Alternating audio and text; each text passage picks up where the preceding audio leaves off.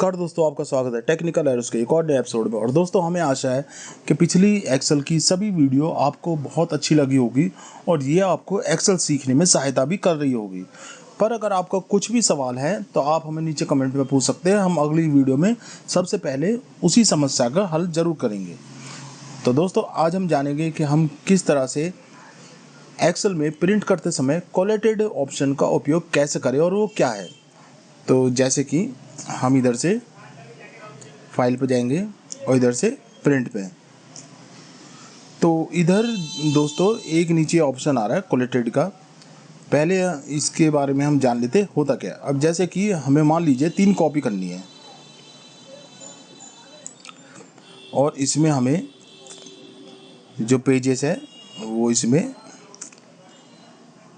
1 से 4 ये हमें चाहिए। अब कोलेटेड में क्या होता है कि जैसे इसमें आप देख सकते हो कि इसमें जो भी पेज है, जैसे इसमें 4 है तो पहले इसमें एक पेज प्रिंट होगा, फिर दूसरा, फिर तीसरा, फिर चौथा। इस तरह से आप जितनी इसमें कॉपीज़ बनाना चाहते हो उतने इसमें सेट अलग से बन जाएंगे। पर अगर आप अनकोलेटेड करते हो तो पहले एक पेज के इसमें 3 कॉपी होगी और फिर दूसरे पेज की और फिर इसी तरह से बाकी और पेज की।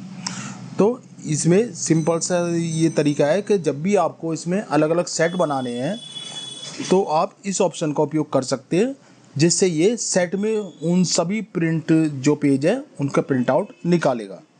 और अनकोलेटेड में नॉर्मली जैसे निकालते हैं, पहले एक पेज की सारी कॉपियाँ होगी, फिर दूसरे, फिर तीसरे की। तो ठीक है दोस्तों, ये थी आज की वीडियो। हमें आशा है आपको पसंद आई होगी और ये आपको एक्सेल सीखने में और सहायता करेगी। ऐसी और भी वीडियो देखते रहने के लिए हमारे चैनल को सब्सक्राइब करना ना भूलें। जय श्री राधे कृष्णा।